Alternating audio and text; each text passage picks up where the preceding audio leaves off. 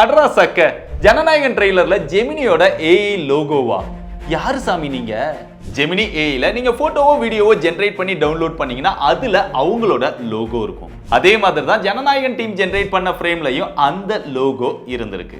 ஆனா பல கோடி ரூபாய் பணம் போட்டு படம் எடுக்கிறவங்க அச்சு அசலா விஎஃப்எக்ஸ் பண்ற அளவுக்கு டீமை கையில வச்சிருந்திருப்பாங்க. அப்படி இருந்துமே சீப் அண்ட் பெஸ்டா ஜெமினி ஏஐல ஜெனரேட் பண்ண ஃப்ரேமை யூஸ் பண்ணிருக்காங்க.